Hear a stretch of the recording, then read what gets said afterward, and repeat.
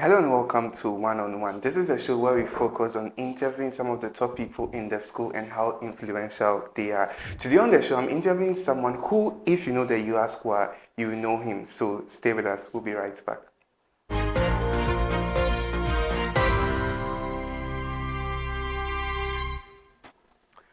All right, welcome back to One on One. Today I'm being joined in the studio by Mr. Chino. He's in charge of the UHAS squad and also he is a quantity surveyor with the Department of Works and Housing. Thank you so much for joining us.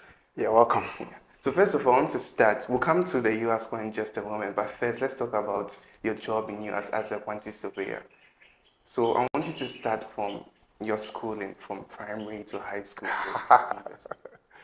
Okay, so, um, I attended for basic school. I attended AME Zion Basic School at Keta, and then from there I went to Keta Secondary School, where I did general arts,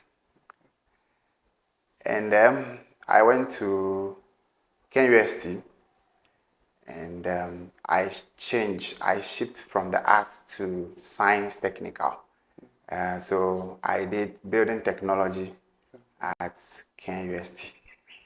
Yeah, and then from there, so building technologists are trained. That is where quantity surveyors are trained. So from there, I have been practicing quantity surveying, and then later on, after some years of practice, I went back to school to do an MPhil in construction management. Yeah, so that's what that's about the schooling. Right after my undergraduate, that is BS Building Technology, I work with a firm called Regmanuel Gray Limited. They build estates. If you know Regmanuel Estate, Nakra, Tema, Sakumono, yes. So I work with them. That's my first place of work, and I worked for a number of years. We built a number of houses for people who wanted to own houses.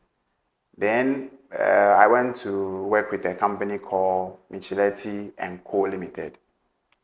That's a construction firm. So construction firm, we did a number of projects. Notable among them is World Bank office, the World Bank country office. We did that project. I was on that project as a quantity surveyor. So basically, and then from there, I came here. What year did you come here? I joined UHAS interestingly, I joined UHAS on the 3rd of August, 2015. So by today, I'm 8 years. Oh, okay. Wow. 3rd of August, Nice. I came here, reported here. 3rd of August was a Monday, 2015. Okay, but as at the time we were joining UHAS, it was relatively a new university. That's about 2 years after. Basically, relatively new. The system were being put in place. So we joined to build up the base and the systems, put the system in place for the university to get to where it is now. Yeah. So comparing before UHAS, where you were working and all that, and currently now, if you were to go back in time, where would you have chosen? Well, interestingly, so quantity surveyors are construction costs and contract experts. Okay. So once you are trained, you can operate in any area of construction costs and contract management, and also procurement management. I mean, everything relating to construction project from beginning to the end, quantity surveyors are trained to lead in that direction.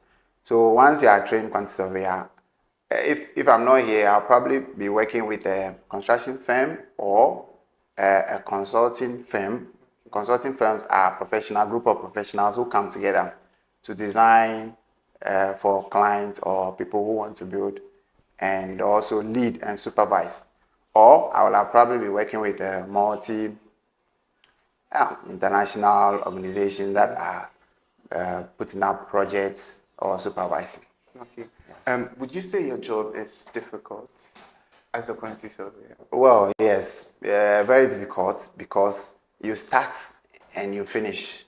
You start means that even at the very early stages of the initiation of the project or project, the quantity surveyor is there to guide. So we normally at the very early stages we guide with the cost. So we'll say for what you want to do, this is an idea of how much it will cost you.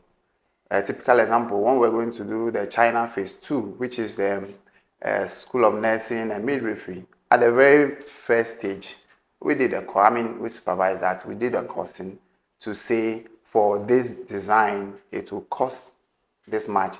Even though it was not at the full stage, but even at the early stage, we did a costing and it guide and it helps to develop and then you run through the process from start to finish. Even when the project is done, the quantity surveyor is still there to make sure that all matters of payment and everything is concluded and the project closed before you move on. So it's quite difficult. And if you go to any organization where quantity surveyors are, you see that they either come early and leave very late because you have to do so many things at a time. So in that sense, I would say it's difficult. Okay, so now we're going to focus on you as you coming Right. here. Many people may not know that you are a quantity surveyor because of what you do with the UHAS squad. So I'll start from there. When did you join the UHAS squad? Well, so let me put it this way. Um, the origin of the UHAS squad, and then I'll. Okay. So something happened in 2018, and there was a program at the city auditorium, and there was a need to play the UHAS anthem. There was no choir then, and in the attempt to play, they played the national anthem. It was a live program, and it played up to a point. So you can imagine how everybody will be feeling. So we all stood there watching, and they stopped, and then they started playing the UHAS anthem. It was quite some way. So from then, I came back and I thought about it. I said, why don't we form the choir? So I wrote a proposal and I submitted it to the university. It was looked at by management and then they approved it. And they wrote back to me that we should take steps to form the choir. And so in 2018, we were even tasked. The response came in May 2018, and we were tasked that by July, the choir should be functional and sing at the third congregation.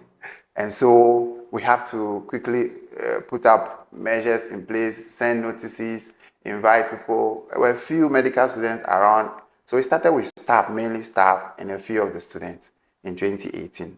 And so that is how it started. So I was part of it. So is it safe to say that you are you're Yes. part of the founding fathers? I actually You mooted founded the whole the idea UHAS squad. and I wrote the proposal Okay. and it was approved. So can you talk us about the progress of the choir? Because now it's something big. Yeah, so in 2018 it was approved. We did all that. But in 2019 we thought that for a choir of such stature it should be inaugurated. And so we took steps, we did everything, put in the measures, we elected officers, all that needs to run a group. And then it was inaugurated in May 2019. So that means that next year, May, the choir will be 5 years. And since then, the choir has performed at across the university programs. Every year, we try to organize a concert, at least one or two. If we are not organizing concerts, we are going out to visit hospitals, churches, markets, hostels, and that is what we've been doing over the last 4 years. I will tell you an interesting thing that happened. The choir was formed in 2018. We sang by July in the city auditorium. Then in December 2018, we had an invitation from Volta Serene Hotel. So just barely 6 months, where it was a struggling staff, mainly staff choir, a few students. And then by December, we had an invitation to perform at the Volta Serene Festival, Nile Lessons and Carols. Actually, it was the first of the kind. And we had to share the same stage with the Harmonious Chorale. So we did first lesson, second lesson, up to fifth, we sang. And then Harmonious Chorale came to continue. And that for me was very intriguing because within 6 months, we were able to share the same stage with the choir that has been there for the biggest choir in Ghana that has been there for the past 13, 15 years. And so for me, it's been transformational, and we'll say that God has been good. We didn't envisage it like that. We knew, but we did not see how, we didn't know that God would bring us this far, because we had a lot of challenges at the beginning. Okay, so now let's talk about the components of the choir, the people in the choir. Are they mainly students or workers, or students and workers? Can outsiders from UHAS also be part of the choir? So the choir, it's a combination of staff and students. So we have senior members. I'm a senior member. We have senior staff. We have the students, and we have people from outside. So it's a mixture of various group of people. It's open to everyone who love UHAS and love to sing. And then you have the talent. So what we do is to try and develop the talent and bring out the best in our students and staff to be the best. So it's a combination of various group of people. And about the music the choir sings, if you've been here for a while, I mean, you know the kind of songs they sing. It's mostly, I don't know the word for it. How do you describe the? It's a choral. So it's a choral, yeah, it's a exactly. choral group. Choral groups are groups that they sing. They sing songs that are arranged in 4 parts, sometimes 3, basically. So it's a 4-part choir where you have the sopranos, which is the leading voice. You have the altos, the tenors, and the basses. So it's mainly 4 parts choir. Sometimes they will have a trio, 3 parts, but mainly it's 4 parts, and we call them choral. They sing mostly choral compositions and anthems and hymns. Okay. So, and we know that running a choir is actually quite tedious. So, how do you combine that with your job in the university? You get time for both and all that? Well, if you ask people who know me, they will tell you that I try to make time for whatever I choose to do. And I tell my students and everyone that you can do anything that you decide to do, however difficult and challenging it is. So this is a decision I've made that I'm going to do this. And so I put my everything into it. When it's time to work, I do my work. And that one too, I give it my best. When it's time for choir, I make sure that I am there every time, anything that we have to do. So it's just learning to balance it. And you just have to know you choose to do that. So you must be able to give it the best. Yes, and so that is what drives me. Sometimes it's quite difficult. Um, Sometimes at late as 12 a.m., 1 a.m. I'm now working on songs for the choir to sing. I mean, because during work, sometimes you have to send work home. It's not a good practice, but you have to develop in place. So we do quite extra to keep the place going. So by the time you finish your main work, and then you now have to prepare for choir. So it's quite difficult. So, has the choir released any music, its own music so far? Yeah, so, well, I'm sure you are talking about an album or something. These days, there's a new way of doing it. So what we do is that when we finish that's why we do the concert. So one way of doing it is to do concert. When you do concert, you put it out live there. So people go play it and they see you. Okay. And then also we put the songs on drives because people hardly use CDs these days. So we share it on the internet, Facebook, where YouTube. Our songs are there. So people go, those who are interested, they go and watch. They give comments, and that's how it is now. Over a period, when the views increases and all, then you get to make some money out of it. People normally don't see this and the rest, they are getting out of the system. So in terms of album, for every concert that we have done, we have 8 songs put together, and they are on the available for anyone. Once you Google UHAS Choir, they will come and you will listen. It's even also on Audio Mass, where you can listen to our songs. We are even on TikTok as well. We are on Facebook, so everywhere. Okay. So I think at this point it's fair to tell viewers that you should just go on YouTube, Facebook, TikTok, and search for UHAS the choir. US choir, and then you see there. Yes. So the next thing I want to ask about the choir is what places have you been to with Wow. regards to performance? Okay. So the mission, every choir has a mission. So the mission of this choir first is to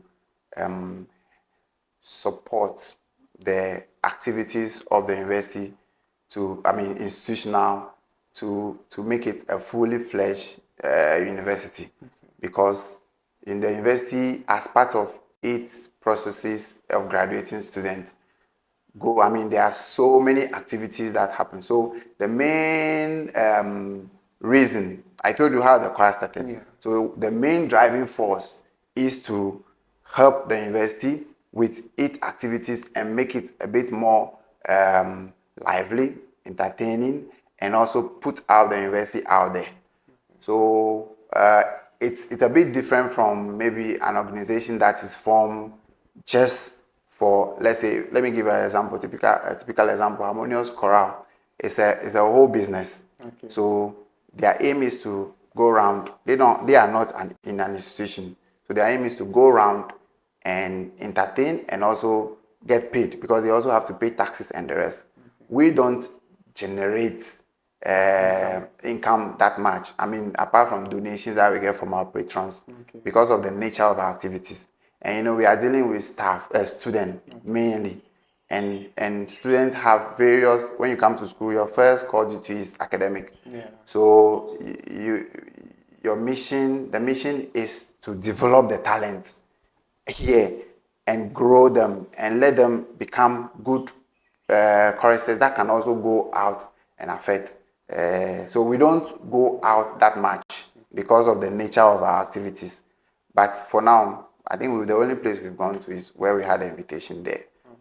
So we receive a number of invitations, but we try to cut down them because of the nature of UHAS. Yeah. A lot of the time, students are sent out for a whole 4 weeks, 6 weeks.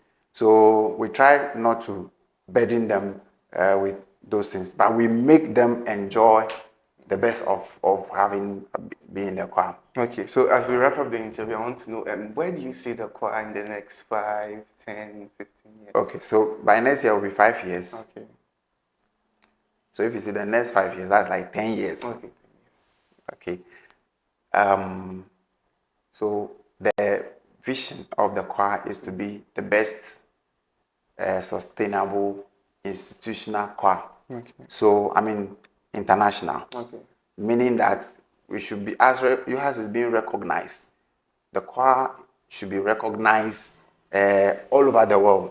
That there's this choir that exists, and the way that the choir is a bit unique, unlike other university choirs that are just students gather and do their own thing. This is quite different. Okay. Staff and student. So the vision is that it will become the best international and sustainable. When we say sustainable, means that over time it will grow.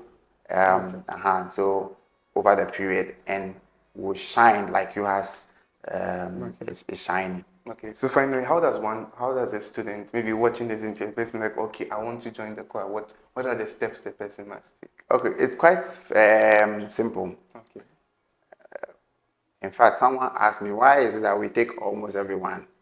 And I said that the vision of the choir is to develop talent.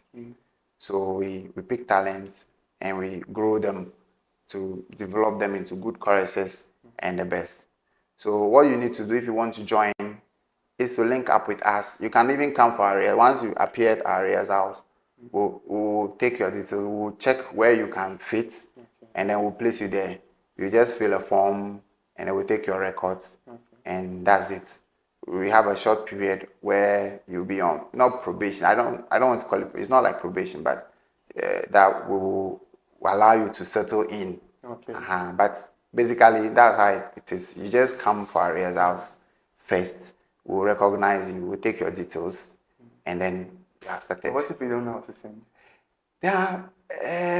Or you don't know the part you sing? Or We'll put you in which part that you should be in. Okay. Yes. So when you come and you are not very sure, we will test your voice and say, oh, you be in soprano or be in alto or tenor or bass. Yes. So anyone who desires and feels and love music and want to sing, just come. Okay. Okay. So last question, do you sing yourself? Yes. You sing? I sing. Which parts do you sing? Mostly I sing bass because when I was in the university, that's what I was singing. So I sing bass, and I've sung bass all my life. Okay. But yeah, that's my main part. Okay. So I think I will have to end there. Thank you very much for joining us for this interview, and thank you too for watching. Maybe some other time we'll be able to talk more and go into more this. But thank you so much for watching. This has been one-on-one where we're talking about the birth, the history, and the progress of the UHAS. Don't forget to like, subscribe, and share this video. Goodbye.